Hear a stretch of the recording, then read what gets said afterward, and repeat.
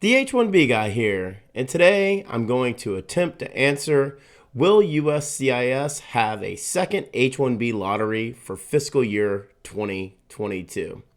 This is the most frequent question I've been getting over the last 2 weeks, and that is, what are my thoughts on whether USCIS will have a second H1B lottery for fiscal year 2022?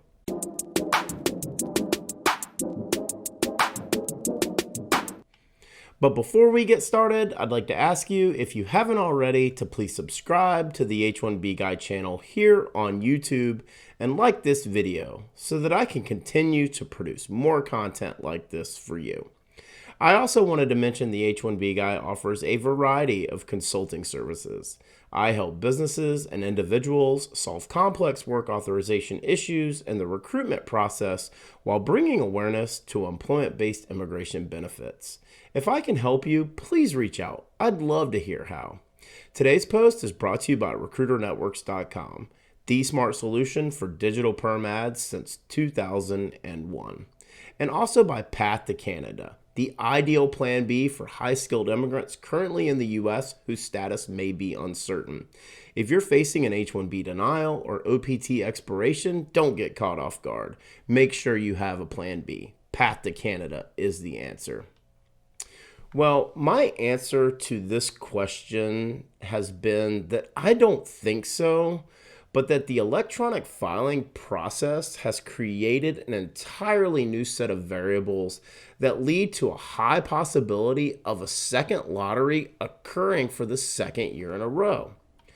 The reason this question keeps coming up is because back on August 14th, 2020, USCIS began notifying employers of the results of a second H-1B lottery for fiscal year 2021, giving employers a new 90-day window from August 17th to November 16th to submit the new H-1B petitions. The second H-1B lottery was conducted because the 85,000 annual H-1B visa allotment for fiscal year 2021 was not met. This was based on the fact that USCIS did not receive enough new H-1B petitions during the initial 90 days filing period from April 1st to June 30th, 2020. That was also implemented with the new electronic filing process, basically giving employers 90 days from April 1st to submit the full completed paper petition. The time frame surrounding the H-1B lottery for fiscal year 2021 and the COVID-19 pandemic almost ran parallel in March through June of last year. If you recall, April 1st was at the height of quarantines, and many employers were taking a wait-and-see approach related to their hiring needs that continued well into the end of June. That's why it really isn't a surprise that employers didn't meet the 90 days window set by USCIS after the first electronic selection process was completed for fiscal year 2021, leaving a surplus of new available H-1Bs. This led USCIS to hold a second lottery and a new 90 days petition window that wasn't officially finalized until the middle of February 2021, as I previously covered on the H1B Guy News for the week ending February 19th, 2021, where I discussed on February 16th, 2021, USCIS announced, quote, USCIS has received a sufficient number of petitions needed to reach the congressionally mandated 65,000 H-1B visa regular cap and the 20,000 H-1B visa U.S. advanced degree exemption, known as the master's cap for fiscal year 2021. We have completed sending non-selection notifications to registrants' online accounts. The status for registrations properly submitted for fiscal year 2021 H-1B numerical allocations that were not selected will now show not selected for this fiscal year. So that leads us to this year. Heading into the H-1B lottery for fiscal year 2022, there was uncertainty around the H-1B travel ban via Presidential Proclamation 10,052, which quietly expired on March 31st, 2021, and the overall jobs available as the U.S. economy continued to flatten. Talent demand in IT still remains high. So once it was established that the H-1B lottery for fiscal year 2022 was going to be random selection via electronic filing that would be held March 9th through March 25th, the momentum really began to build for another large number of electronic requests. While the actual numbers have not yet been published, rumors have been swirling that the selection percentage was somewhere between 18 to 25%. That would mean that there were well over 300,000 electronic filings for the H-1B lottery for fiscal year 2022. As I previously discussed on the H1B Guy news for the week ending April 2nd, 2021, quote, fiscal year 2022 H1B cap petitions may be filed starting April 1st. H1B cap subject petitions for fiscal year 2022, including those petitions eligible for the advanced degree exemption, may be filed with USCIS beginning April 1st, 2021, if based on a valid selected registration. Only petitioners with selected registrations may file H-1B cap subject petitions for fiscal year 2022, and only the beneficiary named on the applicable selected registration notice.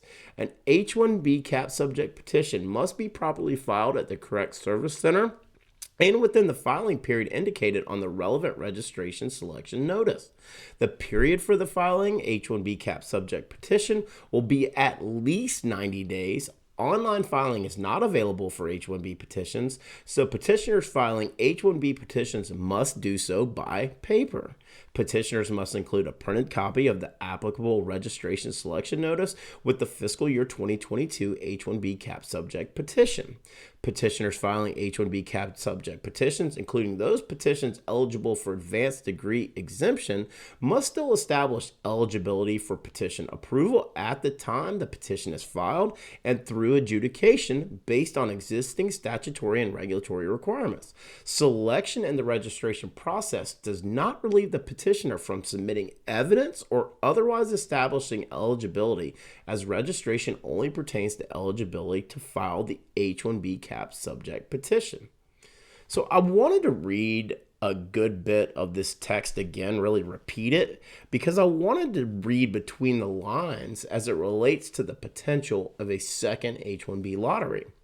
First of all, 90 days from April 1st is June 30th, 2020.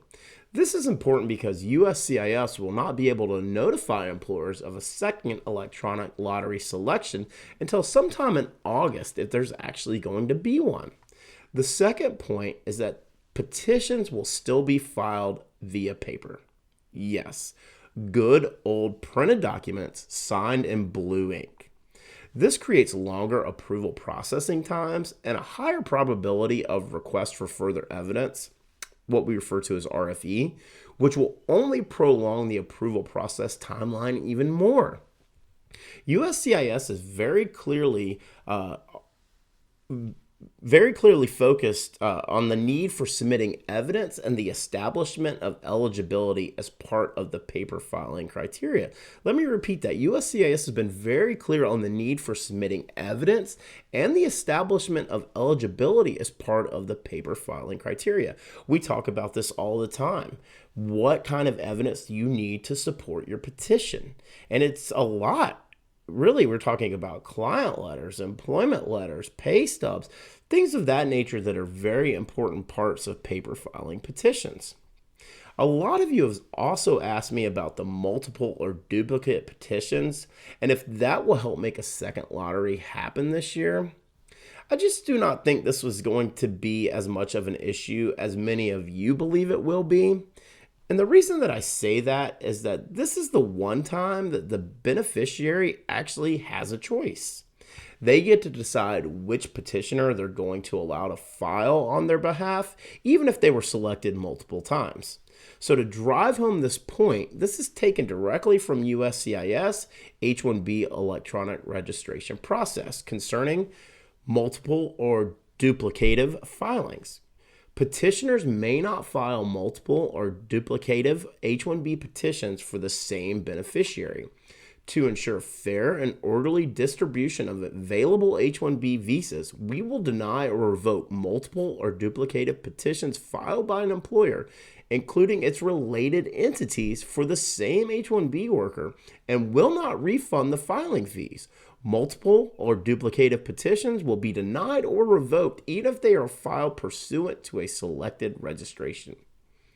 If I'm a beneficiary and I read that and I've been selected with multiple petitioners, you have one shot and you need to get it right. So the question becomes, how many out of the 85,000 H-1B visas available were actually selected twice or more?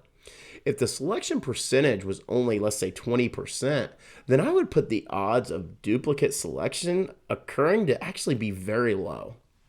Also, with that being said, if there are thousands of new H-1B visas available after the window closes on June 30th, 2021, then it is very likely there could be a second lottery, and that would come with even lower odds.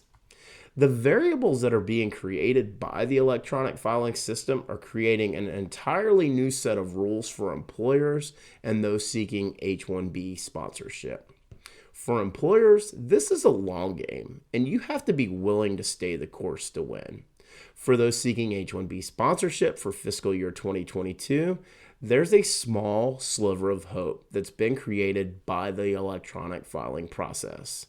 I don't think we'll have a second lottery for fiscal year 2022, but I've been wrong before.